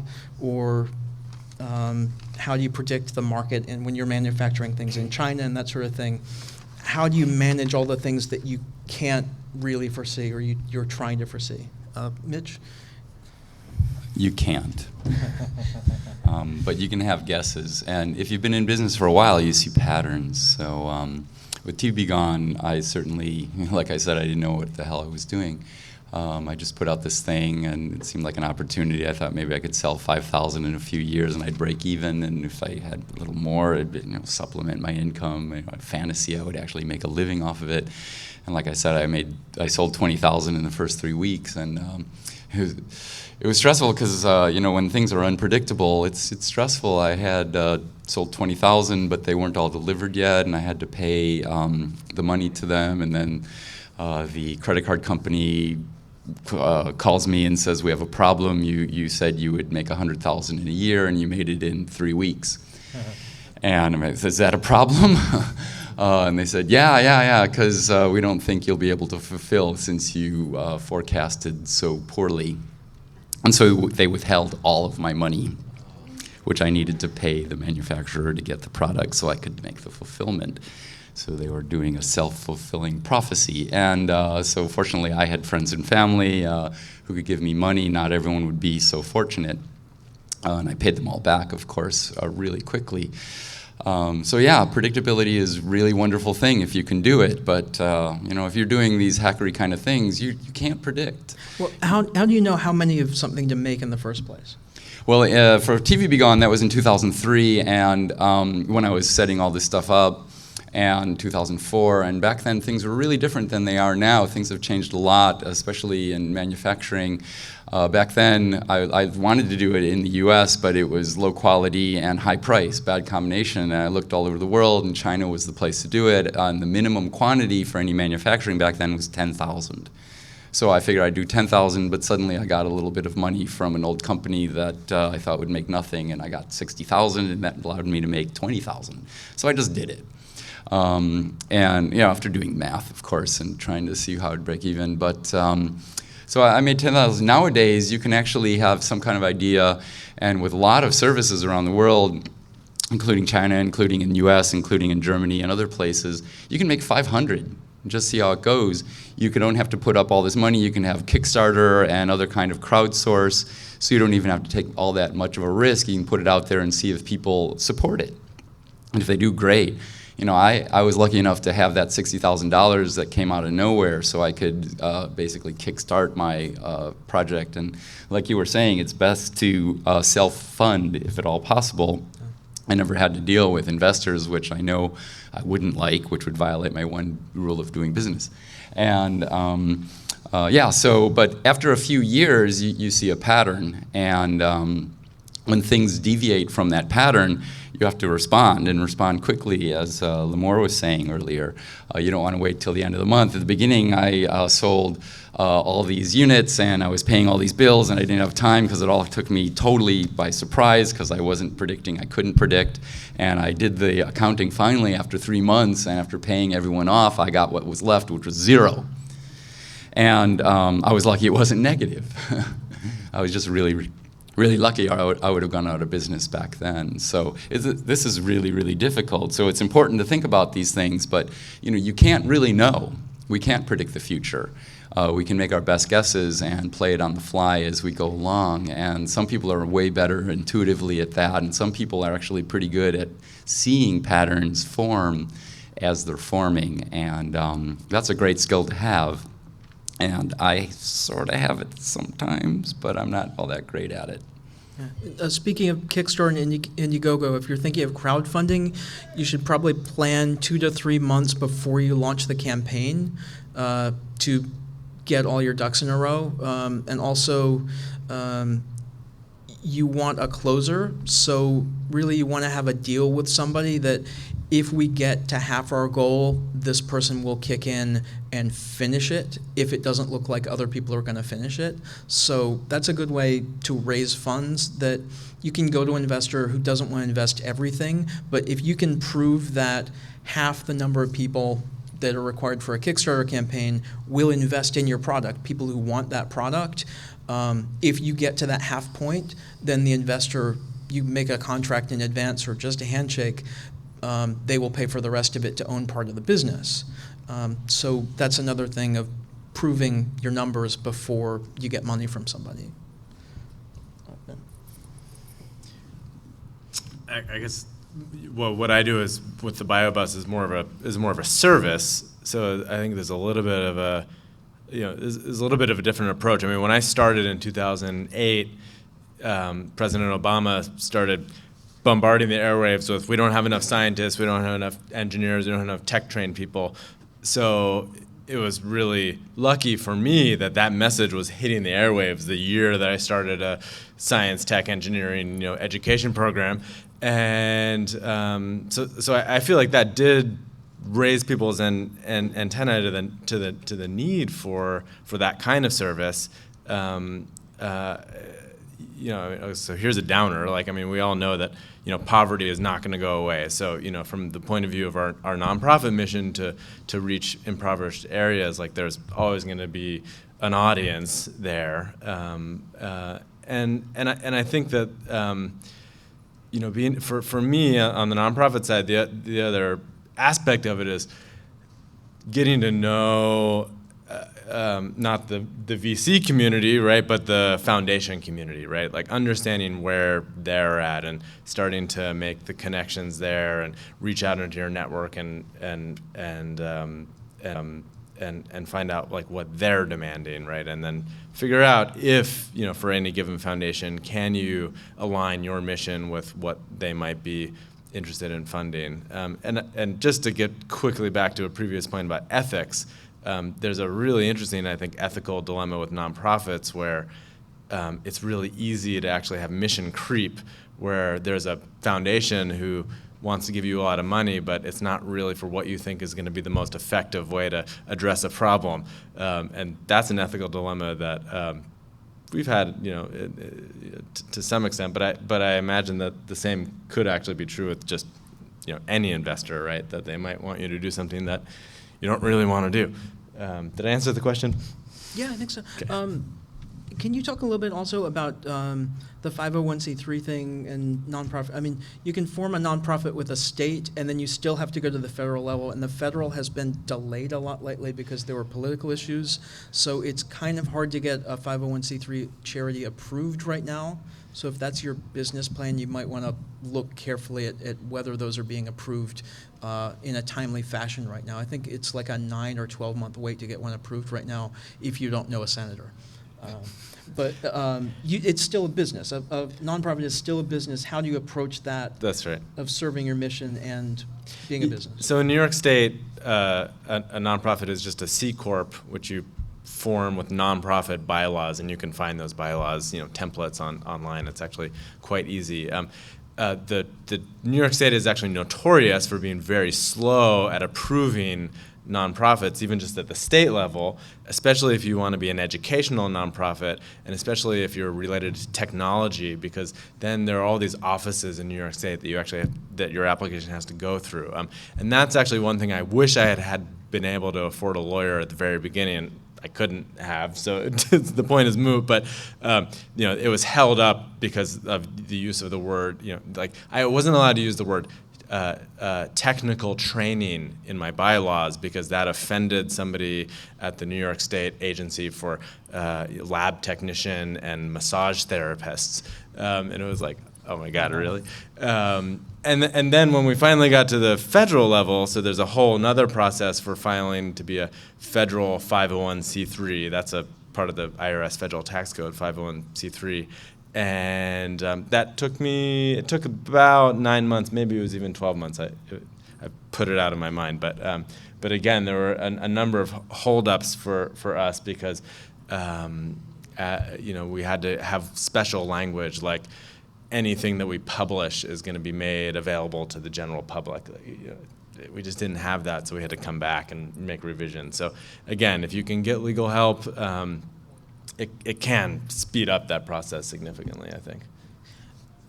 Limor, can you talk a little bit about branding and marketing and how you find new customers? Can we also answer the question? Oh, yeah, absolutely. About Yeah. how we Manufacture stuff? Yeah. Okay. And then we'll do branding too? Yeah, we're running out of time, so I wanted to. Yeah, we can talk super fast. Yeah, please. Wait, so the previous question was, oh my goodness, it was about, was it risk management? How do you know how many to make? Okay, so Yeah, here's the thing. So first off, you can always start with a small run because the number is actually completely meaningless. It's like making 10,000 TVB guns is going to be completely different than making 10,000 laser cutters. Like it's not, they're completely, it's an intractable thing to think about a number. So instead what you want to think of is your fiscal risk, the amount of money that you are willing to put on the line. And you do know that number because you know how much money you have. And so you'll just work back from that and you'll negotiate when your manufacturing partner, if you're making goods, about how much you can make with the $10,000, $100,000, $50,000 that you have. So that's actually a lot easier.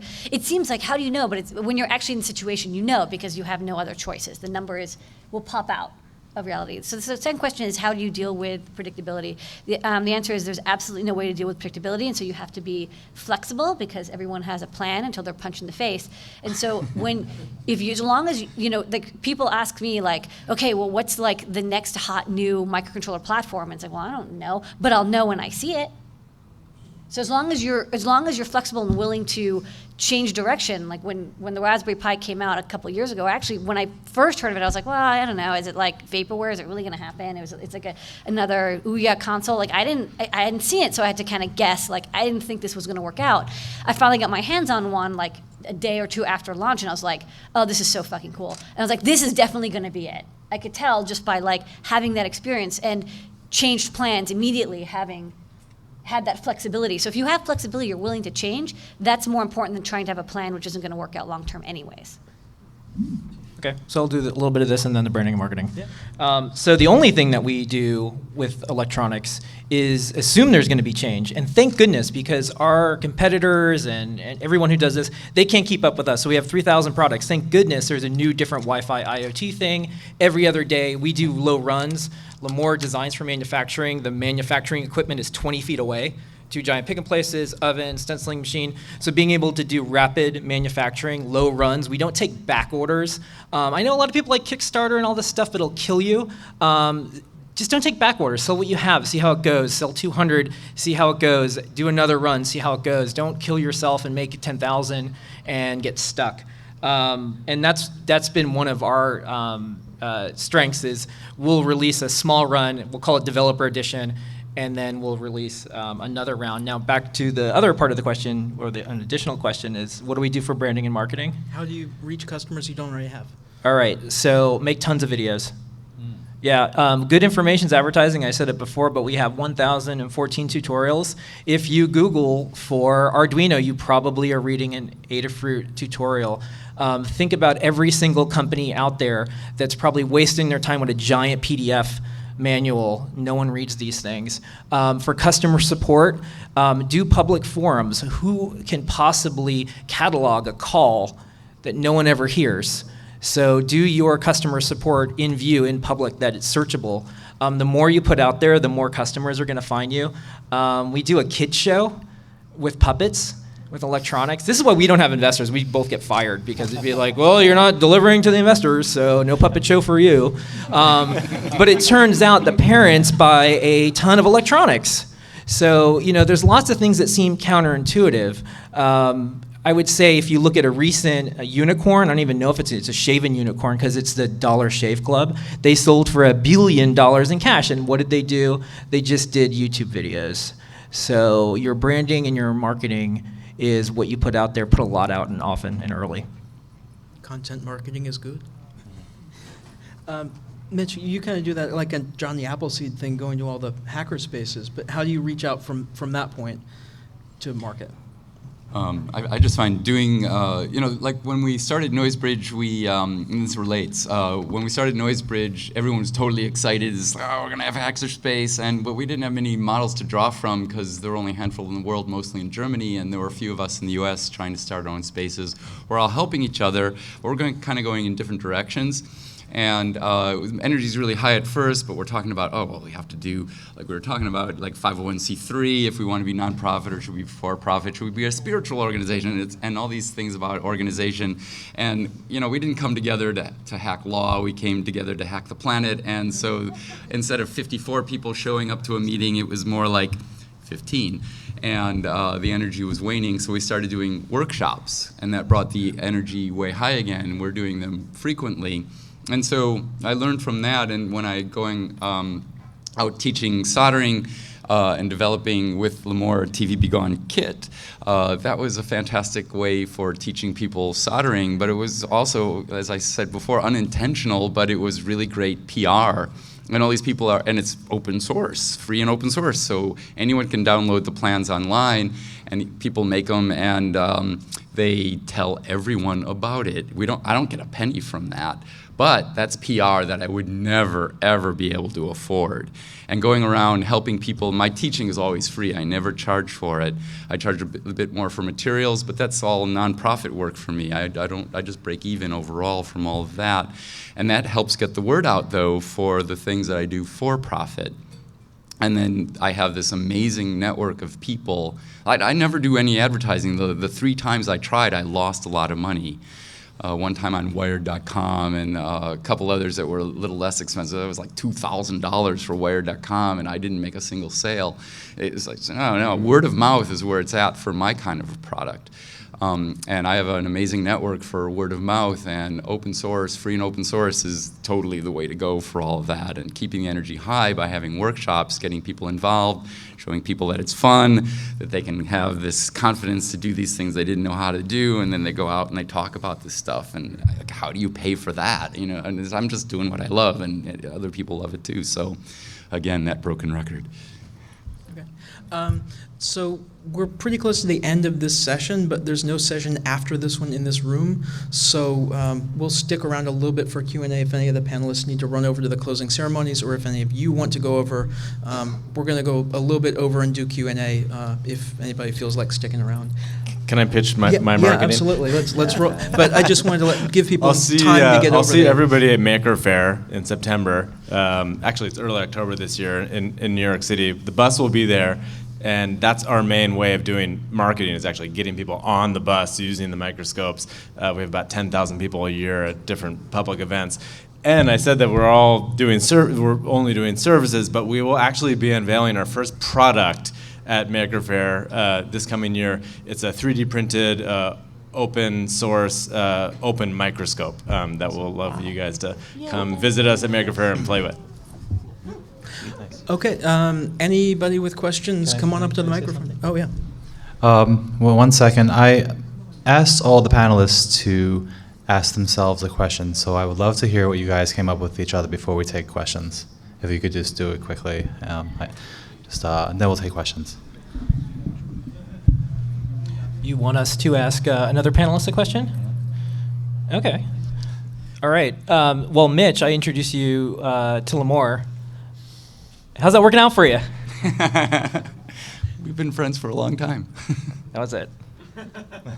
Also, I actually didn't prepare. I'm gonna skip, and I'll come back because I know about this. Philip, what's the worst legal trouble you've ever been in in business? Yeah, last year we successfully fought a government subpoena. They wanted all of our customer records.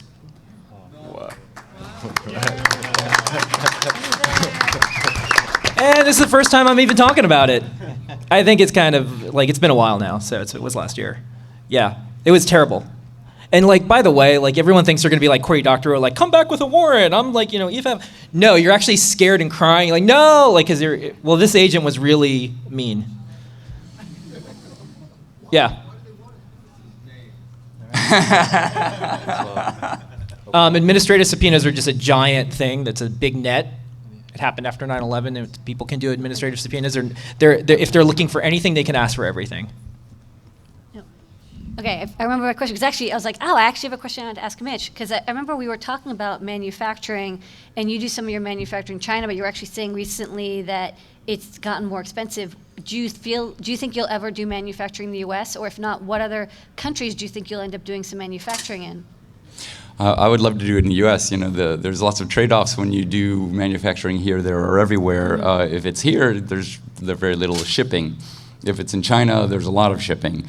If it's here, you can just walk over, perhaps, and just visit and keep your face-to-face time, so communication just is much more smooth, and we speak the same language. We have the same basic culture, and the same exchange rates. It doesn't get in the way. Sometimes it's better, sometimes it's worse. I mean, there's all these trade-offs.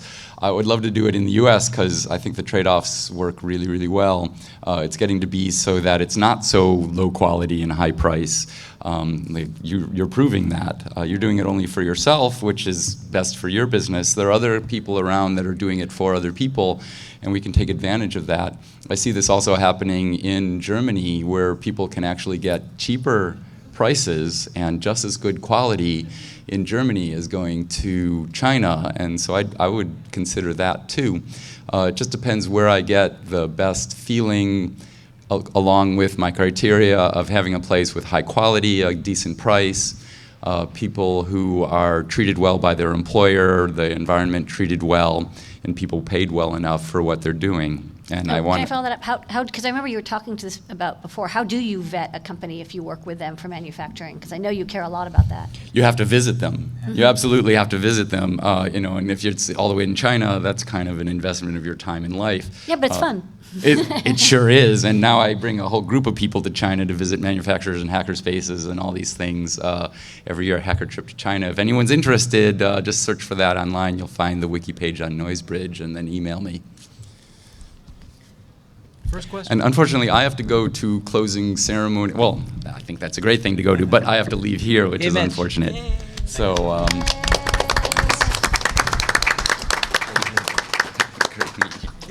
Let's do more. Sure. So, I'm a huge book reader, and this is for the whole panel. I was wondering what book helped you the most when you were first getting started, when you're like, how do I deal with what is an LLC? How do I deal with the laundry list or checklist of all the things I need to do to actually be a legit business? Let me just say one book there quickly. The E-Myth Revisited has a lot of amazing pointers. I don't agree that it applies to so much of what I do, but there's so many things in there that are fantastic. One thing that's really, really fantastic in that book is that you will absolutely hate what you're doing and never want to have anything in your life having to do anything with what you're doing. I didn't want to see any other remote control for the rest of my life at one point. I didn't want to see another transistor or microcontroller for the month of November in 2005. But you get over it. If you're doing what you love, you will get over it, and you'll be on the other side really, really happy again. So just keep that in mind. If that happens, and it will, you're not alone. And I got that from the E-Myth Revisited. Thanks, Mitch. Also, anything by Nolo Press. Those are they're kind of the O'Reilly of business books, but they cover a lot of the technical details of how do you form an LLC? What are the actual legal requirements? Yeah, all the Nolo books, and then also read Dune 3 or 4 times. Dune's an excellent I'm book. not kidding. Okay. No, Dune's a really good business book. Awesome, thank you. Okay. Charles, do you have anything? Or? No, most of the good business information that I've found was online. I didn't have to pay for it. Okay. A lot of the VCs and the seed investors, they write about this stuff all the time. Okay, cool. Thank you. And I second the E-Myth Revisited. Hi, I have 3 kind of questions. We actually do have to close at 7. Pick because they're one. gonna We'll do it start- really So they're, fast. One they're really all good kind one. of together. Because somebody said at the beginning that business don't have a business plan, and then somebody said do have a business plan. And I find that sometimes business plans are restrictive. And then the other thing I was going to ask is, you didn't really talk about the difference between not-for-profit and nonprofit, and how you can have a business There's where no you're not difference. against making money, but it's not the driving force. The There's no nonpro- technical difference. Yeah. Not-for-profit and nonprofit are the same thing. A nonprofit organization, the owner of it's a board of trustees, not directors, and their responsibility is to keep it going if they feel like it's doing good. And if it's not doing good and they're not monitoring that, they can get in trouble with the IRS. That's it. A nonprofit organization is a business, but there are no shareholders. There are just trustees, and they don't get paid when it makes a profit. But nonprofit organizations should be making a profit and growing. And if the money doesn't have to go somewhere immediately, it should go into a trust that supports it in the long term. Okay, and so then a little discussion about how fixed does your business plan have to be? It shouldn't be. You should be flexible at all Yeah. times.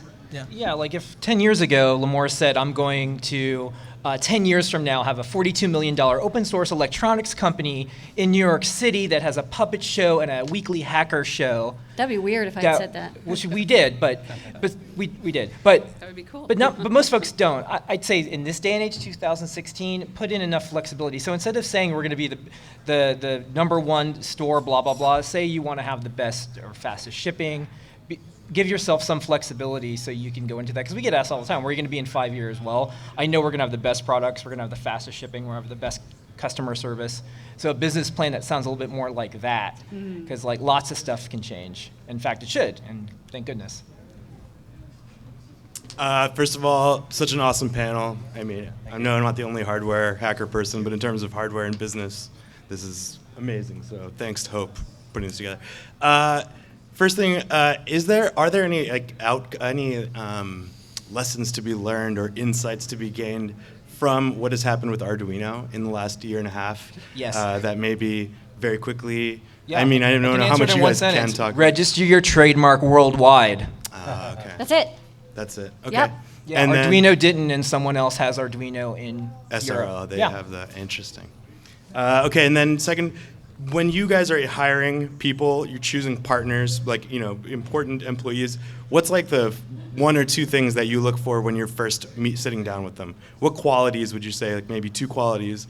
Someone that you're going to work with for a really long time. What do you look for?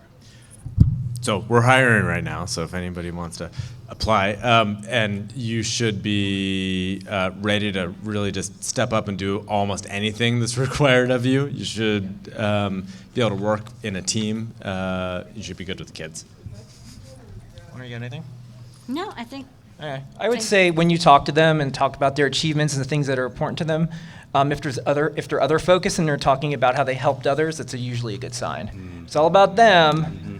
Might not be so good. Yeah. Awesome. Okay. Last question. Hi. So gotta pick one.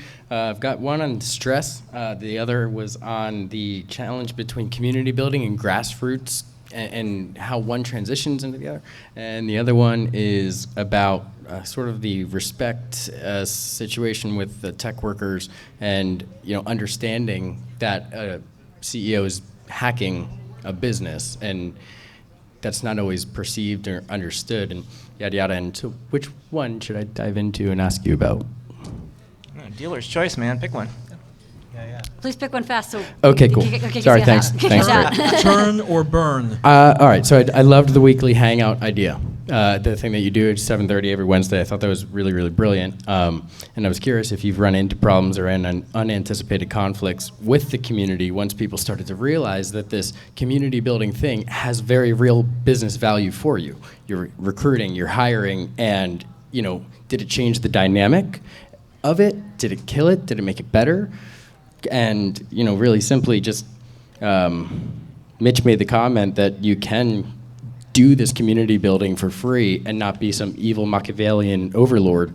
It can happen, and I appreciated it, but there's this constant tension. We have a tech working space in Lancaster, and it conflicts from time to time subtly with the meetups and stuff like that. So just feeling it out. Don't want to answer? Want to say that, sir? Okay, I'll just answer it real quick. So there's community and there's audience, and a lot of companies don't survive that transition. So they have a hardcore group of people, and then it turns to audience, and the community doesn't like all these newbies coming in, and it's awful. And so what you have to do is from the very beginning set the DNA. So for us with the show and tell, the marketers aren't showing up, people aren't selling things, they're showing what they made. And that's the core of it all. People could show their new Kickstarter, that's fine, but it has to be something they made. So set up the boundaries and the structure in the beginning, because it's hard to go back and change it. So that's what I would say, is figure out what the most important thing is. If it's a system in which marketers could come in and start selling stuff to people, no one would ever do the show and tell with us, ever. Right. And so that's its DNA. It's showing something you made. Yeah. Awesome. Thanks, everyone. And I think we finished with 1 minute to go. Yay! All right. Thank you. They're like tear down the stage right now. Yeah. Oh, that's that vibration. I feel it's like screws. Yeah, I know. They're like. So we had a